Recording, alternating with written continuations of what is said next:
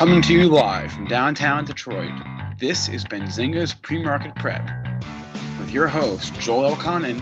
This is a volatile puppy here, isn't it? And Dennis Dick. I'm bidding a penny. I will buy the stock for a penny. With everything you need to start your trading day.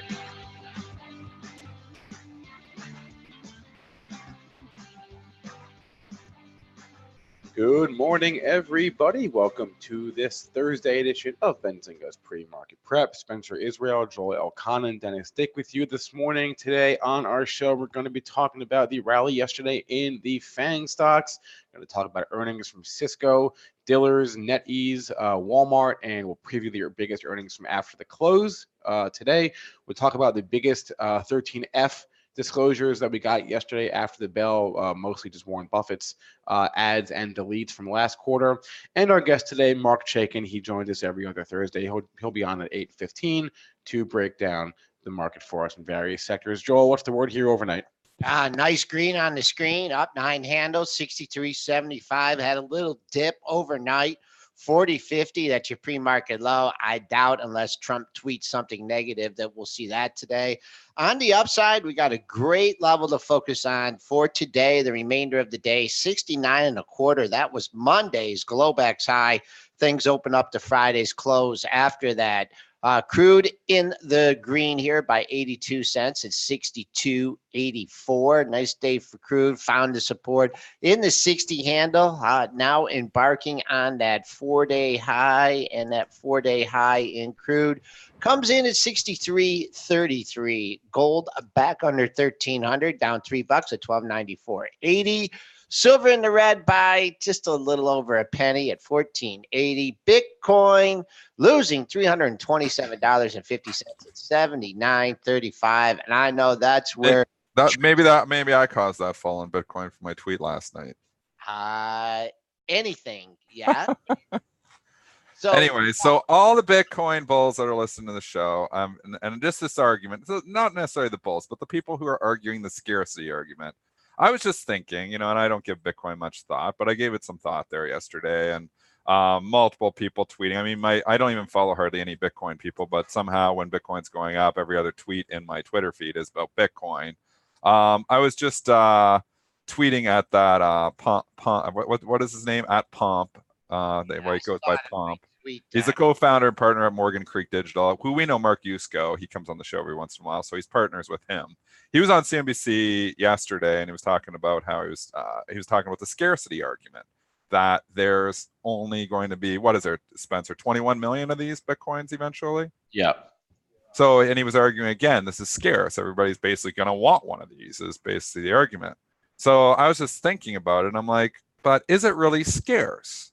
And, and Chad helped me out here too, because if you can subdivide it, which obviously you can, people can transfer 0.000001 Bitcoin, and obviously as the Bitcoin price goes higher, and if it ever becomes using in transactions around the world, like the Bitcoin bulls are saying, it's going to all be partial Bitcoins that are being transacted. So if you can subdivide it, and its usefulness does not diminish with that subdivision, is it really scarce? I mean, let's take gold, and they can compare it to gold a lot. And obviously gold is, can be subdivided. But as you continue to subdivide it, its usefulness diminishes because you have less gold. I mean, you look and you can, if you subdivide gold long enough, it would become dust. It would be nothing. There would be nothing left of it. So that's not the case with Bitcoin. You could subdivide it infinitely. So if you could subdivide something infinitely and its usefulness doesn't diminish with that subdivision, then is it really scarce? That's my question. I think it's not. I think it's the same thing as, you look at your central banks printing money. The subdivision in itself is like a printing press for Bitcoin. So I don't think the scarce argument has anything behind it. I don't agree with that. I don't think it's scarce. Now, if you want to argue everybody's going to eventually use this and going to take over as a currency, completely different. But I'm seeing in my Twitter stream multiple arguments that there's only 21 million of these and everybody's going to want one. Well, that's not necessarily the case because of the subdivision. You don't need one. You can have a fraction of one. And maybe if it continues to go up in price and it's eventually worth like $1 million a coin, everybody's not going to have one because there's not that much money to go around. So it's all going to be just subdivision. But it's the usefulness that doesn't decline with the subdivision that makes me say it's not scarce. Yeah, and how many people out there are trading like entire Bitcoins? Probably not many because it's they're trading fractions of it. And you can trade a fraction as easy as a full Bitcoin. But when you subdivide gold, you agree with me on this, right? If you keep subdividing gold, eventually subdivide it into nothing. So its usefulness does definitely diminish. You can, if you subdivide your, melt down your necklace and subdivide it in half, well, you only got half a necklace now. So its usefulness definitely declined. But it's not the case with Bitcoin. So I think the scarcity argument doesn't hold water. That's what I'm arguing. So Bitcoin bulls, if anybody's listening to me, if you can, argue back on me on this, just a scarcity thing, not saying Bitcoin price going up or down. We know on this show, we've said that we trade technically and the technicals have looked pretty good for a while, but the scarcity argument, I don't think holds water. And, and obviously I've only given this, 10 or 15 minutes of thought, and there's people out there who are writing papers and doing stuff. So, argue back at me, give me the argument why it is scarce. But just my thought, logically thinking about it, I know this market doesn't respond to logic, but logically thinking about it, I don't think the scarcity argument holds water. Maybe I'll try and track down. I mean, we got a relationship with Marc and Morgan Creek, so maybe I'll bring Marc back on because I want to ask Marc about that and see what his argument is. And the other thing about Bitcoin, which I personally don't like, is the energy waste. I mean, you're talking about in a world where we've got serious issues with global warming, and I think it's been proven. Oh, there's no global warming down. According to some people, and not if you're Al Gore. But anyways, if you believe in global warming, this is not helping, to have these computers burning this energy to mine these Bitcoins.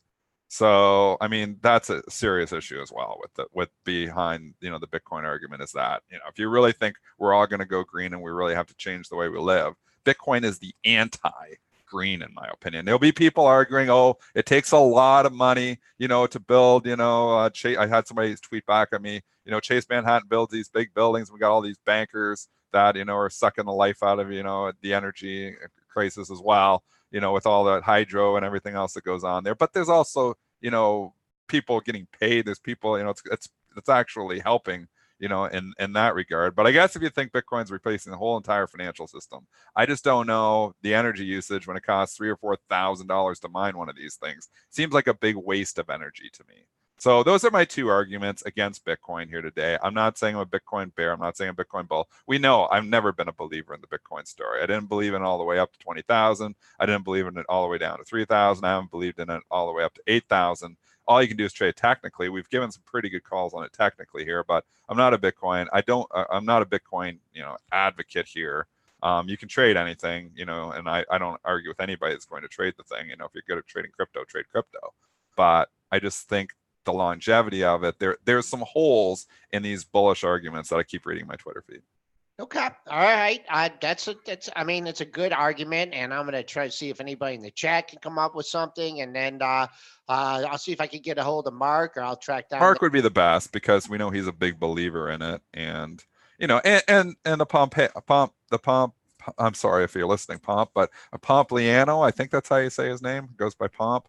Anyways, if we could bring him on the show sometime too, I'd love to get his because he's very well respected in the Bitcoin community. Pompliano. Yeah. So if CNBC can get him, we can get him. Let's go, and we know Marc. Let's get Pompliano on the show too, because I'm just curious about these things. I know they're big believers in Bitcoin, and Pompliano was saying he's not a big believer in crypto; he's a big believer in Bitcoin. So, and I think it's best of breed. I think if I was playing crypto, I think I'd want to own Bitcoin too. If I was going to own one of these things, it would probably be Bitcoin. But I'd love to get these arguments, and get the other side, why. I know you can say diversity and a portfolio and alternative asset and all that stuff. But, when you buy a piece of artwork, it's an alternative asset. But at least I can look at the artwork and say, hey, that's pretty nice, or you can enjoy it. I mean, are you going to look at these Bitcoins and enjoy them? I mean, I don't know if there's that argument there either. But anyways, we've been 2 minutes on Bitcoin. It's not a Bitcoin show. It's not a crypto show, but we haven't talked it for a while. So I thought we should give some arguments. No, that's good. Well, it sets up something to cover, and I'll see if I can get a hold of Mr. Pompiano. Before we move on with our regularly scheduled programming, DG Euphoria has a request. And Dennis, the Russell Index has a rebalancing going on next month. Yeah, and it's always big. Well, it happens every June, July. Yeah. It's the fourth. Yeah, the fourth Friday in June is really the fireworks. So that's when you're going to see, all the ads and deletes and jockeying. But there's a trade all ahead of this, anticipating. There's almost every broker comes out and they anticipate what's going in and what's coming out, and they can do that because it's market cap. So they just rank them all, and they can figure out what stocks are likely going in and what stocks going out. I mean, if there's a big move between their analysis, after their analysis, then they have to adjust for that. But it's fairly easy to figure out which stocks are going in, which stocks are going out. So there's often a trade ahead of it where, you're buying the ads and selling the deletes. And sometimes that trade, believe it or not, reverses with a couple of days to go. We've seen some wild fireworks. So don't just necessarily think that because it's getting added to the index, it's going to go up in those last couple of days, because sometimes those trades are crowded and they actually end up going the other way. So there's some wildness on Russell. I've had some fireworks too. I've run automation off of it and had some success and had some failures as well. You see some significant moves in the ads and deletes. The direction is not as easy to predict as you would think. And as far as it pertaining to one specific company, I guess you just have to look at that company. I assume that you're thinking it's going to be added. See where it's at in, market cap and where it's trading. But I know I would just say it was a little bit more of a pure play, right, Dennis? If you go back to years past, and now we've seen some of the stocks that are getting added just get pummeled and vice versa. Mm-hmm. Yeah. So you've seen it's not quite as apparent as you see, but if you're following a particular stock, see where its market cap is to see if it's going to be placed in the index. And then the play is usually before it's announced, right? After it's announced, that's sometimes before you typically announce what's going in a couple weeks before they come out with the list. And then obviously on the fourth Friday is when the fireworks happen and the stuff's going in and the stuff's coming out. So I've written some articles on it. I can, post those if people are. I just put the list of, or the link to the dates in the chat, in the premarket.benzinga.com chat. So June 7th is when they're announcing the preliminary ad delete list. June 14th and 21st, they update those lists. June 28th is when the final reconstitution after the close, and then July 1st is when the indices open with the new index, with the new components. And Dennis, we will save your European vacation, Russell rebalance. Yeah, we'll tell that story, just to give you a little tidbit of it. I was running automation off the Russell rebalance, and I had it running, and I bought a whole pile of stocks and sold a whole pile of stocks short, and I was going on vacation anyways. I was like running it, anyways, I had minimized the automation. I didn't know it was continuously running. So I did a lot of trading in that last 15 minutes on Russell rebalanced it probably 10 years ago. Jimmy A saying it was so easy 10 years ago. It was, it was definitely a lot easier. And I always just say is, in this market with so many high frequency traders, and some of them, are market makers, but some of them are trying to figure out where everybody is and just go against the day trading herd, and go against the crowded trade. I mean, anything that is predictable is typically crowded, and also it can be gained. So I think you do have some of that happening too, where you get a lot of people thinking, oh, these stocks going to go up, and they're going to take them down just to nail everybody. I mean, market likes to punish the maximum amount of participants, especially in a high frequency trading world. And if you're sitting there expecting the stock to go down, everybody else is expecting it to go down. In all likelihood, you're on the wrong side of the trade. All right, it is 8:15, so let's take a quick break, actually, and let's grab today's guest, Marc Chaikin from Chaikin Analytics. We'll be right back in a moment here with Marc.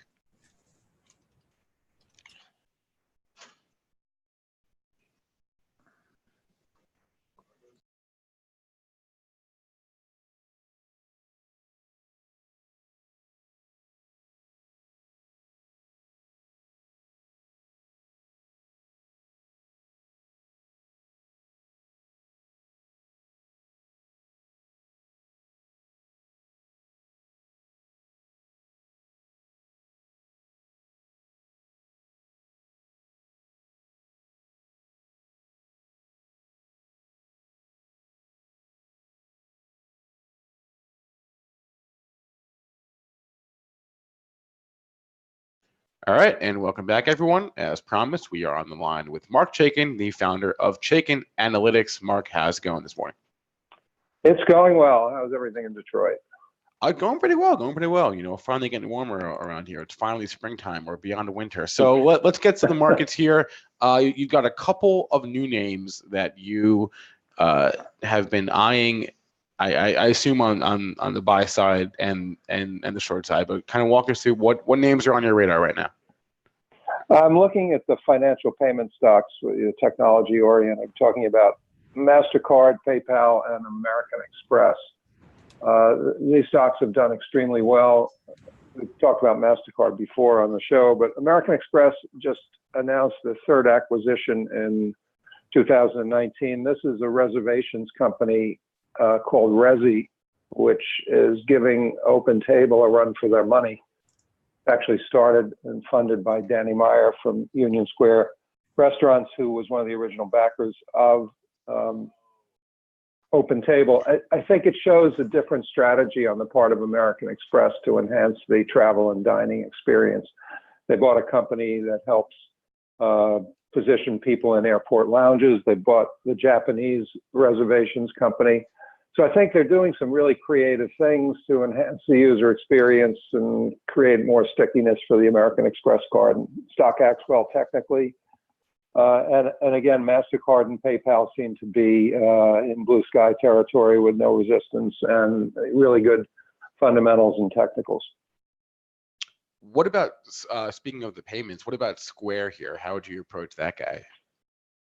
I sense a bias here in terms of Square. No. Square has got a bearish power gauge rating. It's closer to a 52-week low than a 52-week high. Money flow is weak. There was a negative reaction to their last earnings report. I love using Square. I use it a couple of times a weekend, to buy a scone or coffee. But the action of the stock says stay away. Much rather be in PayPal. Marc, I like the story in Square, though, and they are growing earnings here still. At what point, and I'm not asking for your secret sauce or anything, but, at what point, because obviously you've got a lot that goes into your indicators and your systems. At what point, does it, Square need to go up to make it start to look attractive again? Like, I know it's in a downtrend here right now. So at what point, does your system turn bullish on Square? From a technical point of view, it's got to move above 75. It closed at 65. That's a long way up for a stock. It's got negative money flow, which means the institutions are selling. Basically, 3 of our 4 components on Square and the Chaikin power gauge rating are bearish. In the expert opinion, analysts are lowering their ratings on the stock. Insiders are selling. There's obviously a high short position. In terms of financials, very stressed in terms of high price to sales ratio, return on equity. They got a fair amount of debt on the books, and the technicals are weak. So there's too much that has to change for me to get interested in Square. And again, why buy a stock making a new 50 or very close to a new 52-week low or closer than one of these other 3 that we mentioned that are all making 52-week highs? It's just you're betting on the horse that's in 11th place in the Derby with a quarter of a mile to go. That's not a good bet in my view.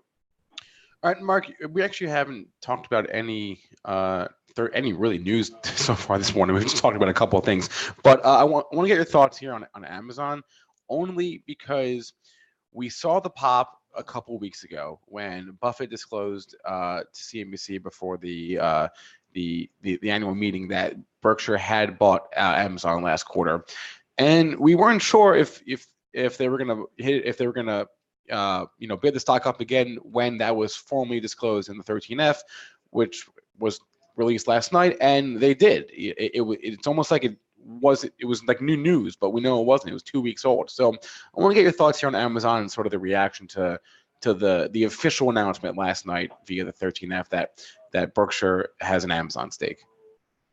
That doesn't impress me particularly. It's not even up 1% here in the pre-market. It's up 10 points, which is not a lot for $1,800 stock. I think retailing is very challenged. We saw that yesterday, although there have been some good reports. Walmart's report this morning, I think, is impressive. Believe it or not, I'd rather buy Walmart at this point than Amazon. Our power gauge rating keeps flip-flopping from neutral to bearish. It was bullish for a while. Institutions continue to accumulate the stock. It just doesn't excite me here. I think FANG is dead. I looked at all the FANG stocks in Chaikin Analytics before you rang up, and I don't see one that I want to own.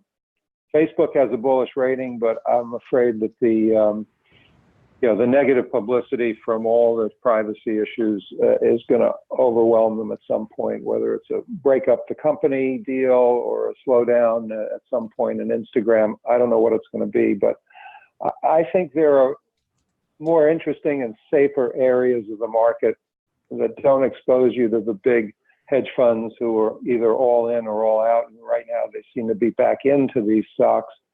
They just don't excite me here. I think things like home builders, stocks like Comcast, selective names and software. I think there are more interesting opportunities than the FANGs. I think the FANGs are over.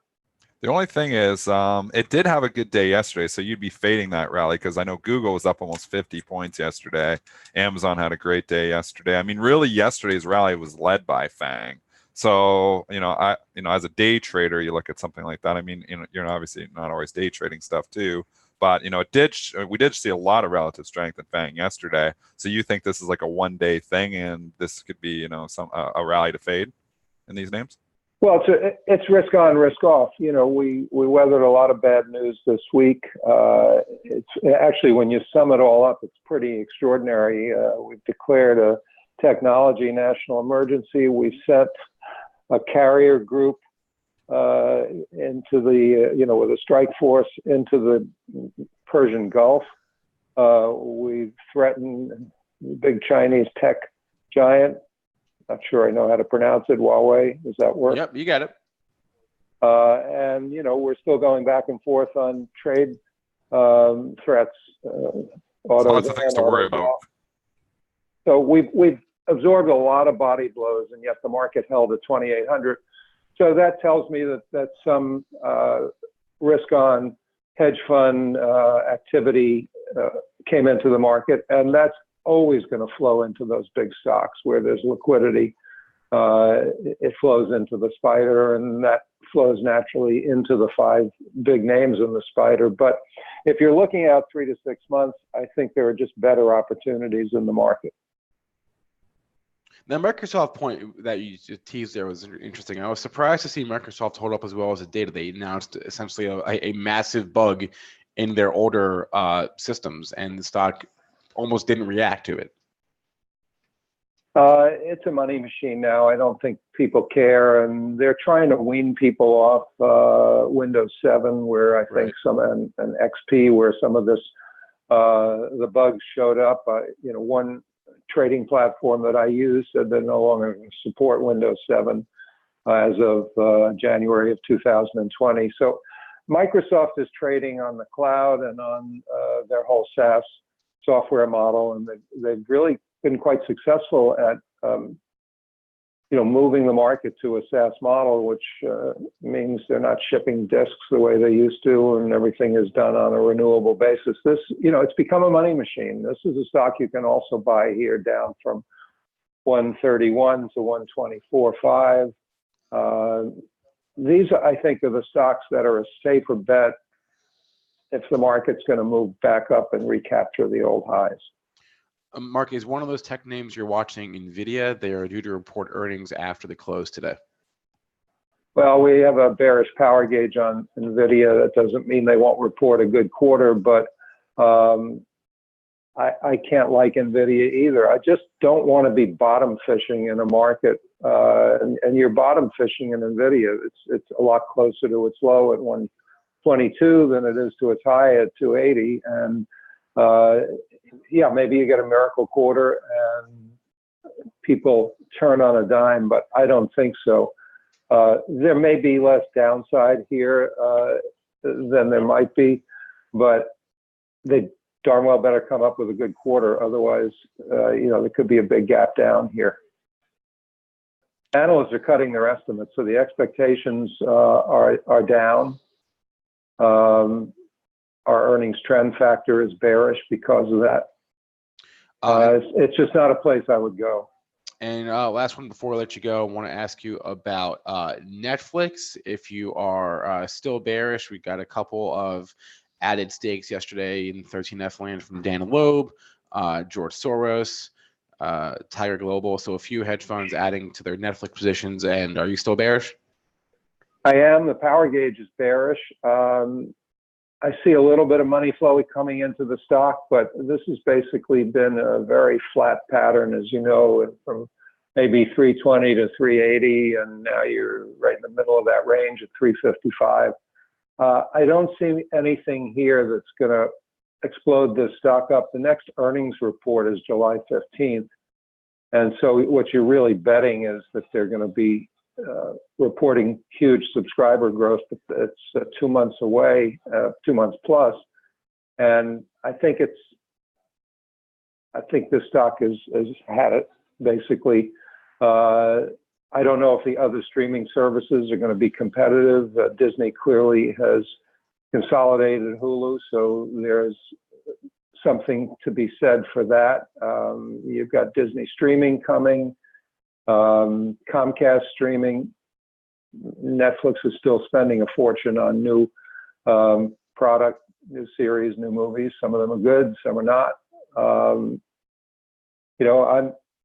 Every month I look and see, why do I want to renew Netflix? I've got Amazon Prime, which I use primarily for the 1 and 2 day delivery and some discounts that I get at Whole Foods. So the case for Netflix is, everybody in the world is going to subscribe to Netflix and they grow forever. And I just don't buy it. It's too expensive at 360 for my blood. What about, just before we let you go, what about the financials? Got hit yesterday, recovered a bit. I mean, the charts don't look too bad. I looked at JP Morgan. That's been really holding its gap and go since earnings. Safe stocks. I know you're shying away from the FANG. Just talk real quickly about the financials and what the catalyst is going to be for these stocks. Well, it's a good question. I was bullish on the financials 2 weeks ago when I was on the show, and I'm just not liking the action here. What's going on is the futures market is now pricing in not 1, but 2 rate cuts in late 19 and early 20. I just don't see where that's coming from unless we have a weak economy. If we do have a weak economy, that's not good for the banks. And rate cuts in general haven't been good for the banks for the last 5 years. So I'm afraid that I'm not on the right side of this trade. I had recommended Citicorp 2 weeks ago as my bullish. Citigroup is my bullish stock of the week. It's not acting well. In the financials, it's the insurance stocks. Progressive reported dynamite. They report monthly numbers. And their numbers yesterday were just off the charts good, and the stock spiked way up. It had gotten oversold, created a buy signal. Some of the other insurance stocks like MetLife and Pru are acting really well. So if you're going to financials, I'd be looking at the insurance stocks and again, these financial technology payment companies like American Express, PayPal, and Master. JP Morgan does act well. On the other hand, it hasn't really shown a bounce here. And I'm afraid I was just on the wrong side of this. It looked like the XLF had broken out. It had broken out, but factoring in 2 rate cuts, and these plots, these futures plots are not always right, but that's where the market's leaning right now. And if the market's leaning toward rate cuts, as I said, it's either a weak economy down the road or pressure from the Fed and or the Chinese trade. The influence of Chinese trade on the global economy, meaning that we need to stimulate, it's just not a good scenario for the banks here. All right, Marc Chaikin has been on with us. He is the founder of Chaikin Analytics. Marc, as always, thanks for the time, and we'll talk to you in a couple weeks. All right. Yep. All right, 8:30 exactly here, guys. Actually, our balances might be out. Dennis, are they? Oh, he's on mute because he's trading. Let me see here. Dennis, Yeah, he muted himself, so I think he. Yeah, we had jobless claims come out there too. Okay. Oh, yeah. Wow. Look at that. So maybe we can grab that number there, and then I'll go into the imbalances there too. But we did see a little bit. We saw a little pop here, a couple points on this jobless claim number. Yeah. Initial jobless claims for May, 212,000 versus 220,000 estimate. Prior reading was 228. Continuing claims for May, or for last week, 1.6 million versus 1.68 million. So a little bit light, but not really too significant. Nothing's going on. It's real quiet. Crickets. All right. And it's real quiet, even in the imbalances. I'm scrambling really to find like something. No G every day. We talk about 162,000 to sell. It never goes away. So it's just some institutions just selling every single day for like months. I mean, I almost feel like it's been years since G's. So we've seen selling balance in G for years on the open.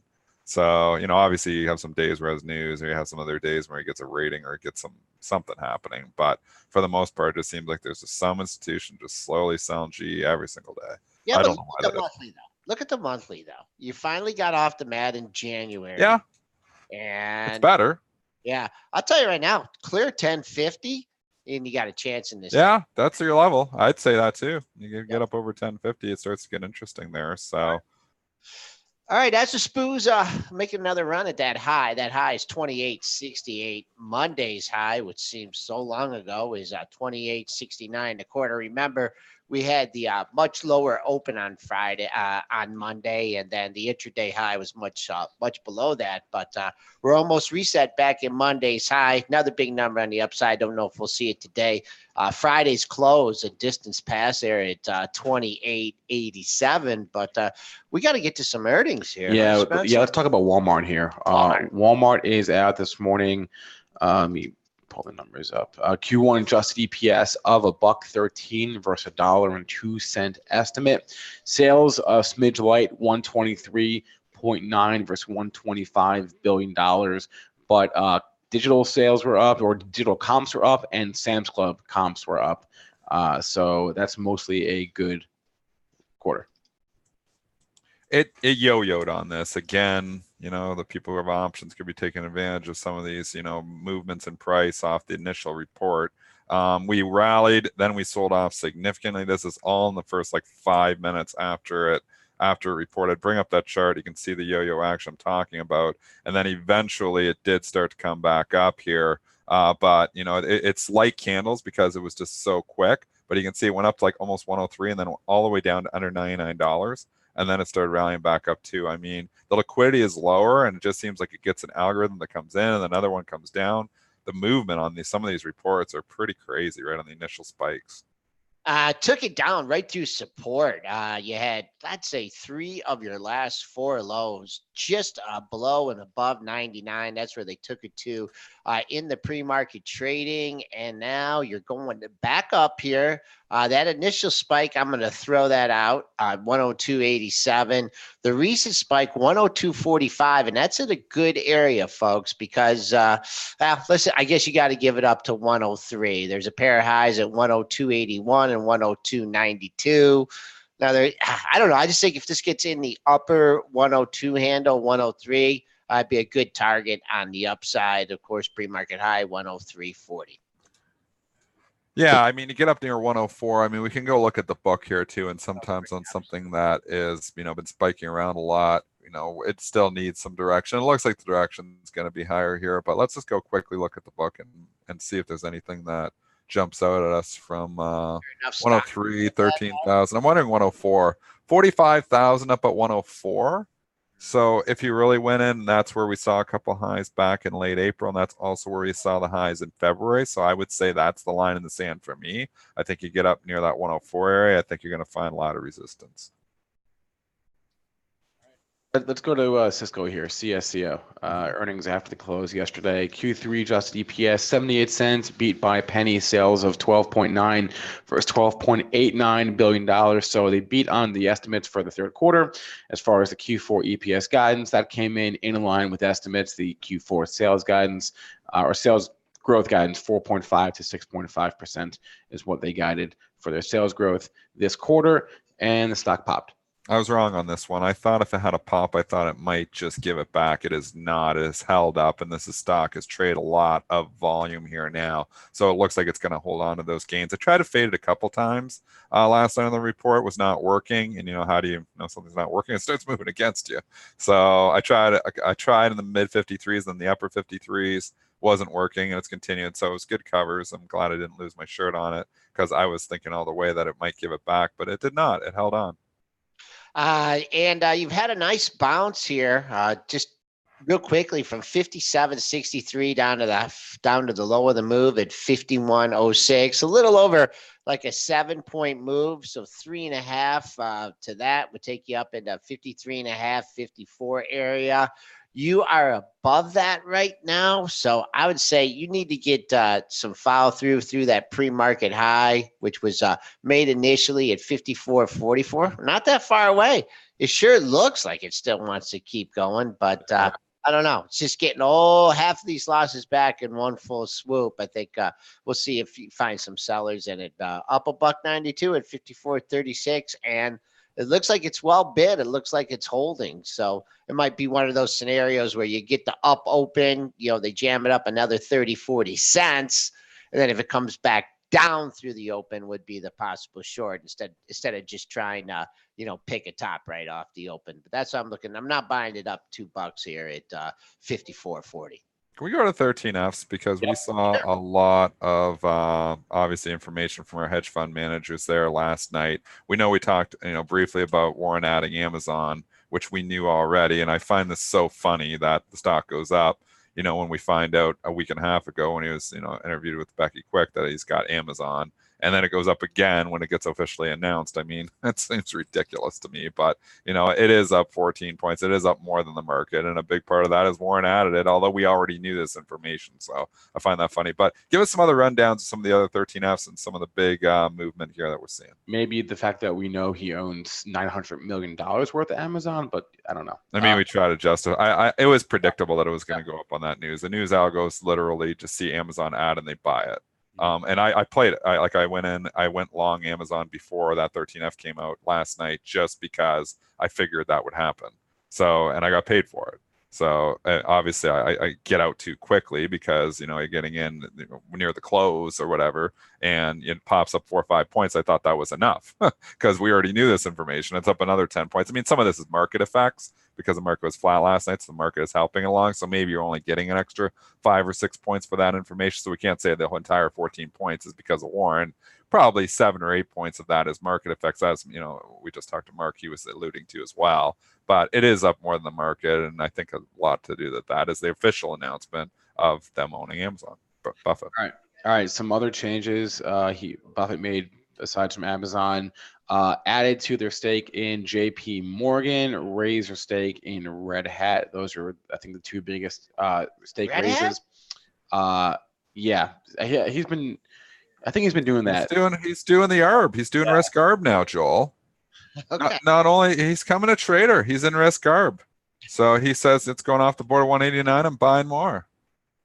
And he lowered his stake in Charter and Phillips 66. So you said he also did some other stake adding and deleting.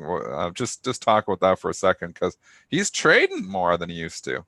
Oh yeah, you're referring to the previous. So from two quarters ago, he cut his stake in. Let me see here. Oh no, he cut his stake in Phillips 66. So that's 2 quarters in a row. He's cut his stake in that. Wells Fargo was interesting because he. Let me see. Did he add it last quarter? Because 2 quarters ago he lowered his stake, and I thought I saw he may have added to it last quarter, but I may have been mistaken. The guy's trading more than he used to. Well, regardless, we know it takes him multiple quarters to make trades, right? Because he's because he's bigger. Warren Buffett, Mr. High Frequency Trader. I mean, he's doing risk ARB. Red Hat. He bought more. He's doing risk ARB now. He's going to start taking over all my strategies. He can start making his 200, 300, 400 trades a day. Is this a way for him to get back into IBM? Well, I Red Hat's getting bought for cash though, right? Yeah. Okay. I'm pretty sure it's cash, isn't it? I'm forgetting. I think it's cash. It is cash. I think it's 189. As far as the other 13Fs, I mean, we know that they don't really cause. Maybe he doesn't realize it's getting taken over. No, I think he does. So we know that Buffett is the only one to really move stocks. But let's see. Icon, if you want just some highlights, Icon cut his stake in FCX. Yeah. And liquidated his stake in Dell and MTW.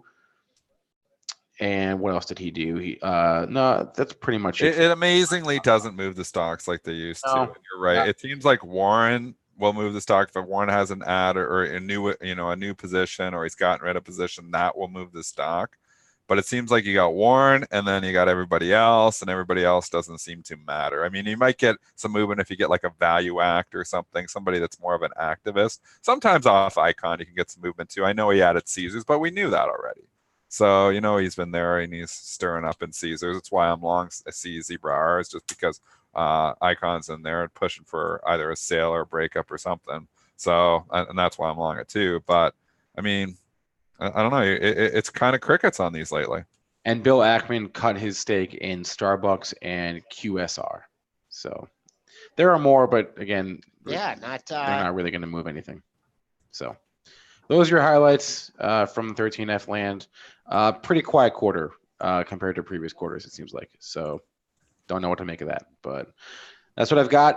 If there are any other earnings you'd like us to hit on, Jack in the Box, for example, drop them in the chat and we will do so. But nothing that I thought was super interesting from earnings land from yesterday.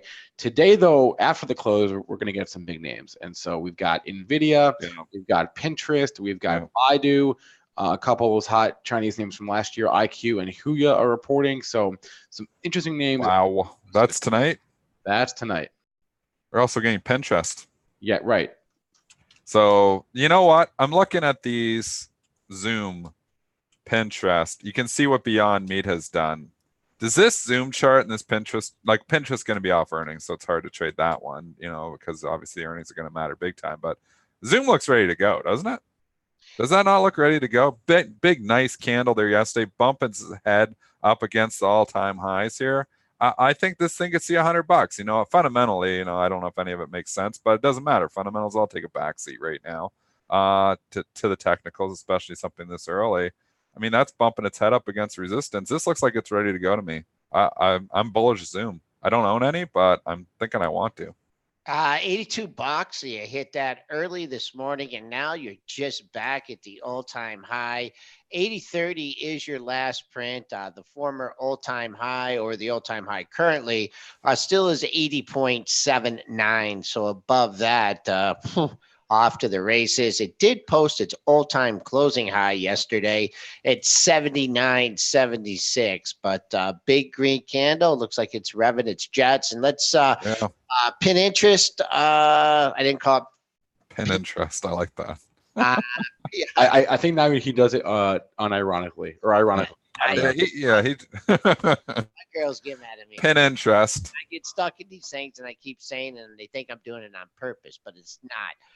This one looks interesting here. You did have a pair of highs right here at 29.02, 29.10, trading at 28.85. So let's get rid of that seller at 29. Things like opening up to the upside.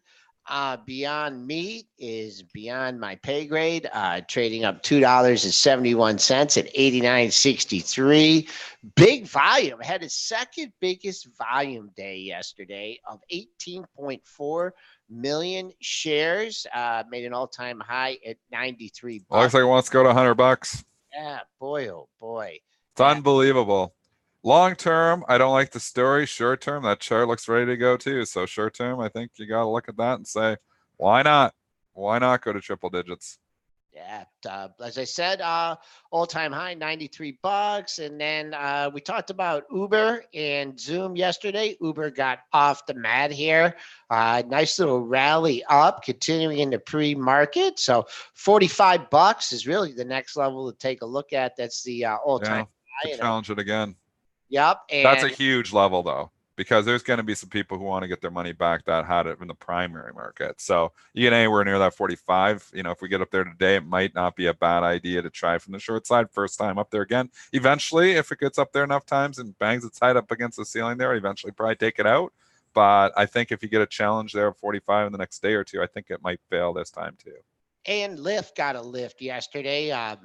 Gene Munster talked about it on our show, how he preferred that one. Made some good points over Uber, and that has a 2-day winning streak. And you know what? I don't know if it's, let's see if it's ever had a 3-day winning streak. I don't know. Maybe it will be first time ever for Lyft, a 3-day winning streak. Come back. I mean, the under, and you look at we've had Gilmore from the Gilmore report there on multiple times, or Gilmo. It's Gilmore, but the Gilmo report, I guess, is what he calls it. I saw a post that he posted on Lyft and was just looking. You got the undercut, then you get back up over. I mean, a lot of times these things, I don't know if it was, maybe it wasn't Lyft, but anyways, I just look at that, undercutting through 50, shake everybody out, hit some stops, then I get back up over it. I mean, it looks like it does have room to maybe 57 and then 60. So a lot of these stocks are looking better. And this market overall, yesterday we were saying that we really didn't see the imbalances there that were holding the market down. And the market started to lift a little bit after that. And they bought the dip again. And even overnight here, you can't shake these buy the dippers. Overnight, we were down 10 handles last night. I mean, people don't even realize that. But at 4 a.m, we were down, 10 handles, Joel? We were down, even later than that. Let's see here. Yeah, we were down. We hit, what time did we hit that low? We hit the low before midnight, but we were still at that area like around 2:33. And then once when the bulls woke up here at 4 o'clock in the morning, we rallied basically 20 handles. Yeah. They're out there buying dips, and they're still there. And, we've said multiple times, if the market really goes into the gutter, Trump's probably going to be more prone to do a deal. So, I mean, I don't know how the market, and this is what I was saying yesterday on the show. That's why I was buying the dip myself as well. I mean, it's hard to bet against this market when, the Fed's behind it. We saw that in December, and, Trump's behind it, because we saw as soon as the market had a bad day, he started to soften up. So if the market gets into trouble here again, he's going to go and do a deal or or at least say something to try to prop the markets back up. He doesn't want the markets down. So you got the Fed defending the market, you got Trump defending the market. It's hard to bet against this market. And valuation's not ridiculous. I mean, on some stuff like Beyond Meat it is, but that does whatever it wants to do and just trade technically, and valuation doesn't seem to matter at all. But I mean, when you look at the S&P trading 16, 17 times, it's not crazy. I mean, we're in a low interest rate environment forever, it sounds like, because the Fed, we saw that, as soon as they started to tighten up a little bit, market starts to go down, they quickly, go dovish on us. So with the Fed behind the market, with Trump behind the market, I can't get bearish this market. I mean, and yes, there's some stocks that look broken. The chips look awful here, really.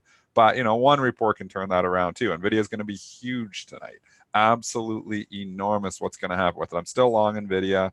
I bought it. Obviously, I've given all the gain back pretty much because the stocks went down 30 points in a week and a half.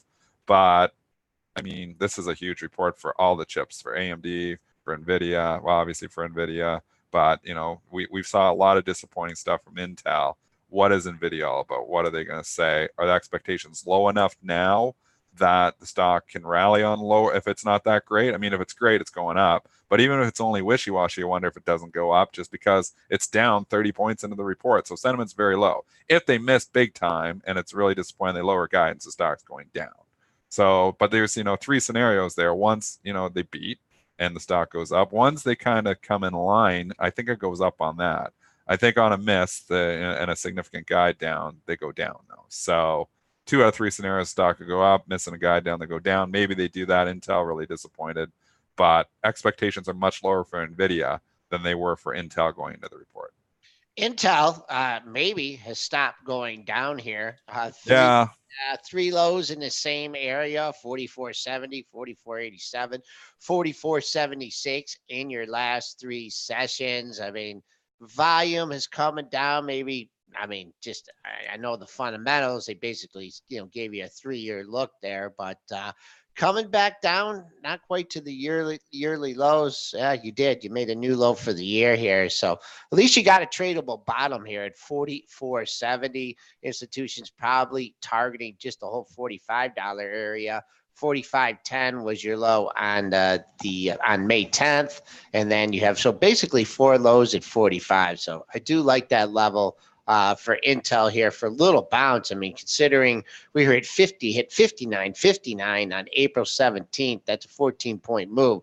Wouldn't it be out of the realm, even if it's still in a bearish trend, to go up and trade 49.50, inflict a little pain on the shorts there. But we'll see what happens with the NVIDIA report here. But Intel, I mean, it's looking okay. It's not going to go straight back up to 60. I mean, it's a disaster, and I dumped most of my position. I bought it around 50. It ran to 59. I obviously should have sold it, and then it came and breached 50, and I was like, that was it. And when they said that they weren't going to grow for 3 years, that was pretty much, I held a small little piece just for fun, but I mean, like 1/10 of a normal size position, so basically nothing.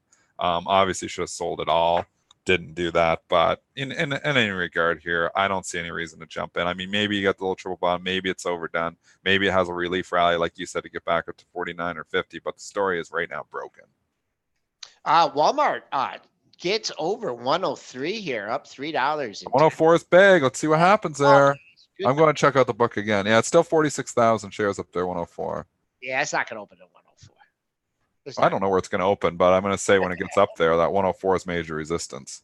It's all set up. So just because, and we've got to understand something here, because we say a number doesn't mean it's going there. We're trying to give you ideas of, hey, it's everything is scenarios. So in a scenario where Walmart gets up to 104, I think I want to short it. Does that mean I want to buy it at 103 because I said 104? No, I'm saying if it gets to 104, I don't know if it's getting there.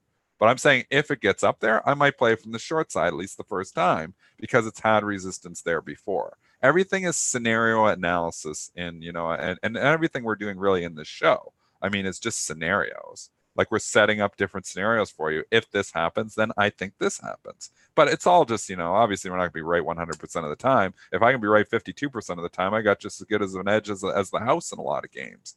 So, I mean, that's all trading is about, is just living in probabilities and possibilities. And it's possible that Walmart gets up to 104. And if it does, we know there's some resistance from there before. We can see some size in the book. Maybe there's a play there. Maybe not. Maybe it's going to blow right through 104 and go 105, 107. Who knows? Things can do funny things. But Walmart, a 3-point move is a pretty big move for it already. It's traded some big volume, so that's telling you it's for real. 762,000 shares. So it's not like this thing's going to just turn around and give it back. That's only traded 70,000 shares and could just go right back down. It's not going to go down easily now because it's already traded some volume up here, but everything's just scenario analysis. A couple of good points from the chat from a few minutes ago that I want to just bring up real fast. Spinner noting Uber is optionable today, and Bioppo noting that the NVIDIA CEO is going to be on Mad Money later today. And how often does the CEO go on Mad Money when the report's horrible? I can't remember that happening. So. It does. I mean, it can be, sometimes they want to do damage control. And I have seen it happen before too, where they're going to go on and they've had a disappointing report and they want to go on Mad Money to do damage control and say, hey, yes, we disappointed this quarter, but we're looking at this and we're going to decide we're going to fix it. So we have seen that scenario before. So I don't think it's a slam dunk that they're going to report a good quarter because they're going on Mad Money. So I would disagree with that. Okay. Dennis, did you see who upgraded Macy's? Yeah, Goldman. I did see that. Just to neutral though. I know, and no Goldman Sachs. So they've been right on this. I mean, they were at a sell, right? So they're going up to neutral. Yeah, so but they're just basically locking in their profits. I mean, they've been dead. Goldman's been doing a dang good job. I mean, give some props to Goldman, and obviously I've got the relationship with Goldman because our broker clears GS, but that being said, their analysts have been doing a pretty darn good job here for a while. Yes, you can point out there's always going to be a call that they made wrong, but they've done a lot of things right. I mean, when did they go to sell on Macy's, Spencer? Let's find out. Goldman Sachs. Macy's been straight down, so they must have been doing pretty well on this one. Gosh, give me 1 second here. As I find it, It's a long time ago. Find it in the pro. So they initiated at a sell not that long ago. They initiated at a sell in September. In September, the stock was $34. It's now 21. That's a great call, Goldman. 34 to 21, stock falling 33%. It's a pretty darn good call. So I don't mind you going to neutral here. It's how you're supposed to do it. So many analysts chase price, stocks going up. Okay, well, we better upgrade now because we were wrong. We're chasing around. This is like, we told you, sell this thing at 34. It's come down to 21. We're telling you to cover now. It's basically what they're saying. I mean, dead right. Good job on that one, GS. Yeah, and now day after earnings, not really moving it. We are getting into retail earnings season here. Really didn't react good yesterday off the report, but we'll see. It's a little bit green on the session here. The earnings were yesterday, right? Yep. Macy's? Yep. Okay. All right. One more. Tech is rolling over, Spinner saying, and I agree here. I'm just looking across the board. QQQ. Apple has went pretty heavy red here now. We're down $1 in Apple. The chips are a mess here this morning. They're all in the red. NVIDIA, Micron has been down all morning here. Applied Materials has just went to the red here as well. Intel's went to the red. AMD is trading in the red here. You're starting to see some of the cloud stocks start to leak their gains. They've been up all morning. They're starting to leak here as well. The techs are leaking. So we're still up. It's still up here this morning, but we're leaking here. So I don't know if we're going to see some rotation, maybe to some more defensive issues here. It's a real tricky day because we were down at 4 in the morning. Then we rallied hard, 20 handles. And now we're starting to leak it here again. It's a tricky day to figure out. We're getting no information from imbalance land because they're all fairly small. So I'm not getting a tell. Like yesterday, I was getting a tell that there wasn't very many sells and we were down significantly. It was kind of a tell that they might come in here and buy them. They did. Today, I don't see that. So it becomes tricky here as a day trader to really call today. Oil's looking fairly strong. So we're seeing a little bit of life in oil. I mean, with Walmart trading up, you got to think some of your retail maybe shows some life. But then you had a Dillard's report last night that disappointed, which we didn't talk about. And Dillard's is down $4 here. So that's going to maybe weigh on like your Macy's and your Nordstroms and some of your department stores. But I think you're going to see some rotation here. It looks like they are slowly rotating out of some tech. FANG is still fairly strong. I mean, Amazon is strong just because of one. It's still up $12. Facebook is leaking. Netflix is leaking here. The gains this morning still in the green. Apple's the one that jumps out of my screen, and it's now red. All right. We got just a couple minutes here. So there was one from the chat that I saw a ticker someone dropped in there. PANW, Palo Alto. Haven't discussed them in a while. He just wanted some quick levels. Palo Alto. Ooh. Wow. Let's see. PNW. Joel, you're lost for words here. Come on, you're a technical guy here. Give us some levels. I will say that it doesn't. There's nothing in here. Yeah, it doesn't look good at all here. But I will say, let's see. The current, we've taken out last month's low, right? This month's low is 1943. I mean, on a monthly basis, it looks like 214.40 is your next stopping point. I guess best case scenario would be if you could just hang in here for a day or two. But I wouldn't really worry about this thing taking off and getting away from me until it got over yesterday's high. And what was yesterday's high? Yesterday's high was 225.45. So if you short, just let it, come in. I wouldn't worry too much until it got above 225. You did have, now you've taken out the lows through the February lows here too. So I don't know, just going on the monthlies on this one. Next monthly go comes in at 214.40. Of course, you get a double or triple bottom or something like that. Then it changes the scenario. But that's what I'm looking at. Dennis, anything? I just see it had obviously huge run up with everything else in January and February, and you're starting to get into that area. So there's nothing that really jumps out at you here. Is it overdone from 250 to 220? Yeah, it's an overextended move. I wouldn't want to be shorting it here. I'd look for a bounce to short if I was, but there's nothing really below here either. So I don't see any reason to be a hero and say that 219 is going to be the bottom. Yeah, there's nothing here to indicate that. All right, well, wrapping things up here. Spencer, you got a quick announcement after we're done with this about the event. I do. And we are up 7. Event? Wait, what event? Wait, Joel, what's up?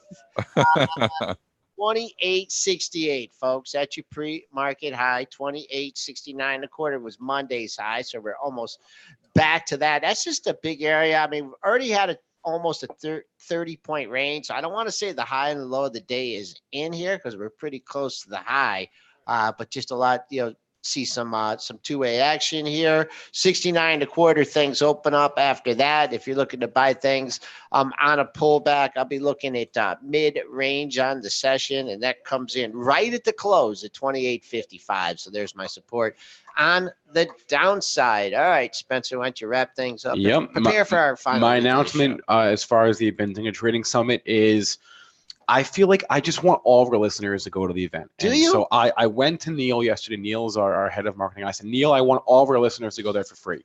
He said, no. I said, yes. No. I said, okay, give me 50% off tickets. He said, no. I said, yes. He said, okay, I'll give you 5. I said, deal.